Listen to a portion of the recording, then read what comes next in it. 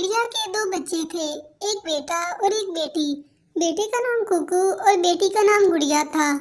कुकू को मीठा खाना बहुत पसंद था। इतना पसंद था कि वो हर समय कोई ना कोई मीठी चीज खाता ही रहता था। कुकू बेटा, जाओ और जाकर बहन के लिए दूध लेकर आओ। मम्मा, 2 रुपए ज्यादा दे दें। क्यों, क्या फिर से टॉफी खाना है? नहीं मम्मा, मैं अब टॉफी नहीं खाऊंगा। खाना भी ना, आपके दांतों में अभी से दर्द शुरू हो गया है। अगर ऐसे ही मीठी चीजें खाते रहे तो बूढ़ों की तरह आपके दांत निकल जाएंगे। मम्मा, बाई कैसा लगेगा जब बाई के मुंह में दांत नहीं होंगे? मैं तो खूब हंसूंगी बाई को देखकर। कुकू थोड़े गुस्से और थोड़ी खुशी में वहां से चला जाता है। वो सीधा कालू की दुकान पर जाता है। अंकल, मुझे 10 रुपए का दूध दे दें। फिर दूध लेकर वो टॉफी की दुकान से टॉफी खाता है। कुकू, आपको जब भी देखो आप ये टॉफी ही खाते रहते हो। मेरी मम्मा कहती है कि ऐसी चीजें खाने से दांत खराब हो जाते हैं। सब झूठ है, मैं तो कब से खा रहा हूँ मगर मुझे कुछ नहीं हुआ। कुकू बेटा, आज मैंने आपके लिए गरम गरम कबाब बनाए हैं। नहीं मम्मा, मैं तो बस मीठा ही खाऊंगा, मुझे नमकीन चीजें अच्छी नहीं लगती। बेटा, मीठा भी खाते हैं और नमकीन भी, सब्जी भी खाते हैं और फल भी। ऊपर वाले ने हर चीज हमारे लिए बेहतरीन जायके में बना रखी है। परंतु मम्मा, मुझे जो मजा मीठा खाने में आता है वो किसी और चीज में नहीं। ऐसे कुकू अपनी मम्मा का कहा नहीं मानता था। वो हर समय मीठी चीजें बाजार से टॉफियां लेकर खाता रहता। फिर एक दिन कुकू उसकी छोटी बहन अपनी मम्मा के साथ सोए हुए थे कि कुकू उठकर रोना शुरू कर देता है। मम्मा, मम्मा, मेरे दांत में बहुत दर्द है। कुकू, सो जाओ बेटे, थोड़ी देर में ठीक हो जाएगा। कुकू लेट जाता है, परंतु उसके दांत में दर्द बहुत ज्यादा था। वो फिर से रोने लगता है। मम्मा, मेरे पूरे मुंह में दर्द हो रहा है, मुझसे अब और दर्द बर्दाश्त नहीं हो रहा। कुकू बेटा, जरा मुंह खोल के दिखाओ, कहाँ दर्द है? आ, यहाँ मम्मा, यहाँ। कुकू बेटा, मैं आपको गर्म पानी देती हूँ, इससे दर्द कम हो जाएगा। फिर कुकू की मम्मा उसे गर्म पानी देती है, जिससे कुकू का दर्द कम हो जाता है और वो सो जाता है। सुबह हो जाती है और कुकू की मम्मा कुकू से कहती है, अब कैसा है कुकू बेटा, दांत का दर्द ठीक हुआ? नहीं मम्मा, मुझे डॉक्टर के पास ले जाए, मुझे बहुत दर्द है। फिर कुकू की मम्मा कुकू को लेकर बुलबुल डॉक्टर के पास जाती है। कुकू, जरा मुंह खोलो। रानो, आपके बेटे के पीछे वाले दांतों में कीड़ा लगा हुआ है। इतनी छोटी उम्र में इतने खराब दांत मैंने पहले कभी नहीं देखे। बहुत दर्द थी रात को मेरे बेटे के दांतों में। बुलबुल, कोई ऐसी दवा दो जिससे मेरे बेटे को आराम आ जाए। कुकू के दांत ज्यादा खराब हैं। कीड़ा आधे से ज्यादा दांत चट कर गया है। मुझे ये दोनों दांत निकालने होंगे। ये सुनकर कुकू फिर से रोने लगता है। आंटी, प्लीज मेरे दांत ना निकालें, सब हंसेंगे मुझे देखकर। तो फिर वादा करो कि आज के बाद बाजारी चीजें नहीं खाओगे। वादा आंटी, पक्का वादा, मैं फिर ऐसी फजूल चीजें नहीं खाऊंगा। फिर बुलबुल कुकू को दुआ देती है। बुलबुल, आप कुकू को बता दें कि आज के बाद ऐसी चीजें ना खाएं, इसके बाकी के दांत भी ऐसे खराब हो जाएंगे। कुकू बेटा, बड़ों की बात मान लेने में ही बेहतरी होती है। कुकू फिर कभी भी मीठी चीजें नहीं खाता और अपनी मम्मा का हर कहा मानता। गोरी कौवी अंडा देने वाली थी। वो आज बहुत डरी हुई थी क्योंकि आज उसका पति कालू कौवा उसे बुलबुल के पास लेके जाने वाला था। कालू जी, आप मेरा चेकअप करवा कर क्या पता लगाना चाहते हैं?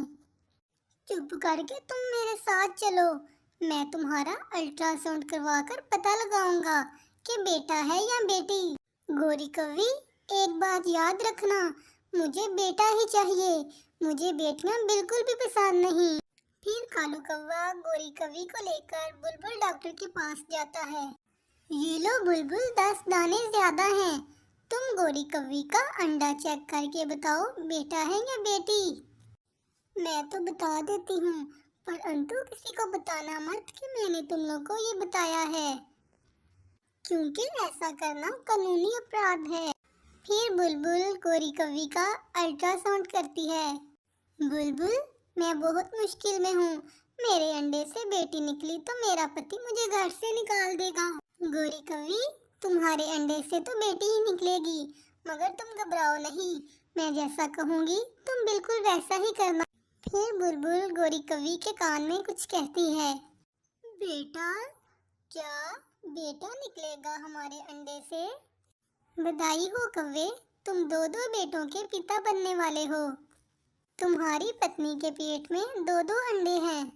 तुम अपनी पत्नी का खास ध्यान रखना और उसे अच्छा सा भोजन ला कर देना और मीठे फल भी खिलाना। बस कुछ दिन में ही अंडे आने वाले हैं। अपने बच्चों के लिए तो मैं कुछ भी कर सकता हूँ। फिर कालू कौवा अपनी पत्नी गोरी कव्वी को वहाँ से ले आता है। गोरी, मैं ना कहता था कि मेरा बेटा ही होगा। अब तुम आराम करो, मैं तुम्हारे लिए मीठे फल लेके आता हूँ। फिर कालू कौवा अपनी पत्नी के लिए फल लेने चला जाता है। कौवे भैया, आज तो आप बहुत खुश नजर आ रही हैं। हमारे घर में दो दो बेटे आने वाले हैं। आज ही मैं अपनी पत्नी का अल्ट्रासाउंड करवा कर आया हूँ, इसीलिए तुम इतने खुश नजर आ रहे हो। अगर बेटी होती तो तुम्हारे मुंह पर 12 बजे होते। न जाने तुम जैसे पक्षी बेटी और बेटे में इतना फर्क क्यों करते हैं। क्योंकि बेटे बुढ़ापे का सहारा होते हैं और बेटियां पराए घर चली जाती हैं। फिर कालू कौवा अपनी पत्नी को मीठे फल ला कर देता और घर के काम भी कर लेता। कुछ दिन बाद गोरी कौवी अंडा देती है। कालू जी, आज मैंने एक अंडा दिया है। क्या अंडा?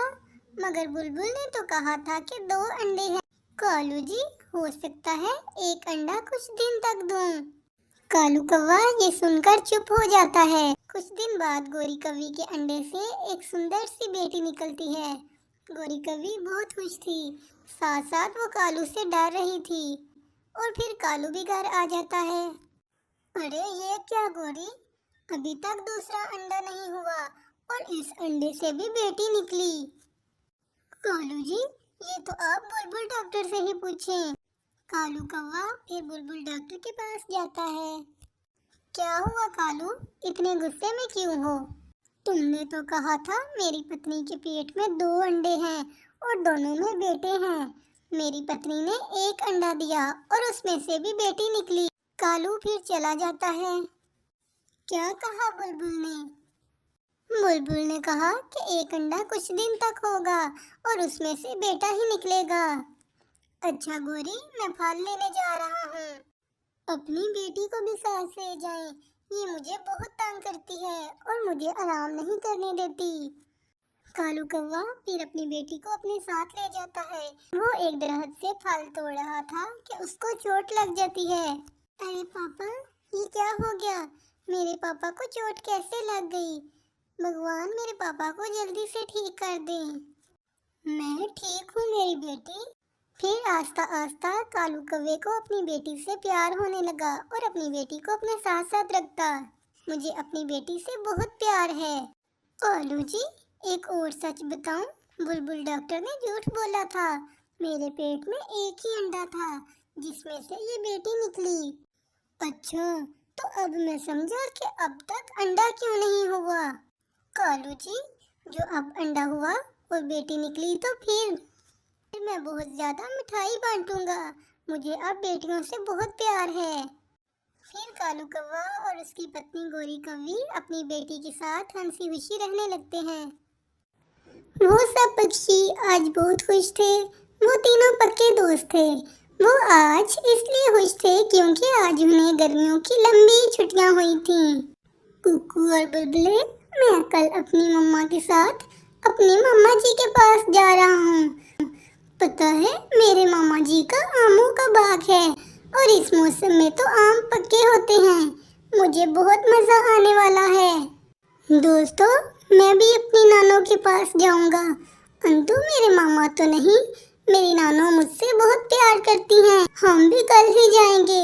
वहाँ मेरे कुछ दोस्त हैं, हम सब मिलकर वहाँ खूब मस्ती करेंगे। कुकू खामोशी से बैठा अपने सब दोस्तों की बातें सुन रहा था। कुकू, क्या आप कहीं नहीं जाएंगे? सब दोस्त कहीं ना कहीं जा रहे हैं। मेरी मम्मा बता रही थी कि कुकू के मामा नहीं बोलते, कुकू की मम्मा से वो लड़े हुए हैं। कुकू ये सुनकर नाराज हो जाता है। कुकू, आप तो ऐसे ही परेशान हो रहे हैं, आप मेरे साथ चले जाना मेरी नानों के घर। फिर शाम हो जाती है और वो तीनों अपने अपने घर चले जाते हैं। जग्गू, अब जल्दी से सो जाओ, सुबह तुम्हारे मामा के पास जाना है, सुबह जल्दी उठ जाना।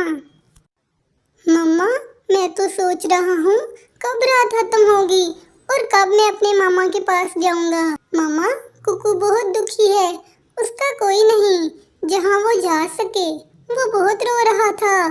हाँ जग्गू, रानू चिड़िया का एक ही तो भाई था, उसने भी धक्के दे देकर अपनी बहन को घर से निकाल दिया। जग्गू, वहाँ जाकर ध्यान रखना, किसी भी छोटे पक्षी से लड़ाई ना करना। मम्मा, सब दोस्त अपनी नानू और मामा के पास जा रहे हैं, क्या हम भी अपने मामा के घर जाएं? नहीं कुकू, आपके मामा हमसे लड़े हुए हैं, हम नहीं जा सकते। मामा बताइए ना, मेरे मामा हमसे क्यों नाराज हैं? कुकू बेटा, ये उस समय की बात है जब आपके पापा तेज बारिश में मर गए थे और आप अभी बहुत छोटे थे। मैं बहुत दुखी थी, मुझे कुछ समझ नहीं आ रहा था कि मैं क्या करूं। मैं आपको लेकर आपके मामा के घर चली गई। पहले तो सब कुछ ठीक था, आपकी मामी मेरा बहुत ख्याल रखती और मेरा भाई भी मेरा दुख बांटता। रानू, हमारे पिता का आमों का खेत है, मैं वो खेत बेचना चाहता हूँ और कोई कारोबार करना चाहता हूँ। मगर भाई, वो खेत तो हमारे पिताजी की आखिरी निशानी है। अंतु मैं कारोबार की वजह से वो खेत बेचना चाहता हूँ, तुम इस कागज पर दस्तखत कर दो। फिर मैंने उस कागज पर दस्तखत कर दिए और तुम्हारे मामा लेकर चले गए। फिर क्या होना था, तुम्हारी मामी ने अगले दिन ही मुझसे लड़ाई शुरू कर दी। तुमने कोई एहसान नहीं किया अपना हिस्सा देकर, सब बहनें ऐसा ही करती हैं। हम अपना गुजारा मुश्किल से करते हैं, अपने बच्चे को लेकर यहाँ से चलती बनो। शाम को भाई घर आया तो मैंने सारी बात बताई, मगर भाई तो भाभी से भी ज्यादा गुस्से में आ गए। अब क्या हमें लड़ाना चाहती हो? ऐसी बहन को घर से धक्के देकर निकाल देना चाहिए। मैं जा रही हूँ, वो खेत मेरे पिताजी का था, मुझे नहीं पता था आप मेरा हिस्सा लेकर ऐसे बदल जाओगे। फिर मेरे भाई ने मुझे धक्के देकर घर से निकाल दिया, उसके बाद मैं कभी भी इस जंगल में नहीं गई। कुकू अपनी मम्मा के साथ लग के रोने लगा। मम्मा, मुझे कहीं भी नहीं जाना, मैं आपके पास ही रहूंगा।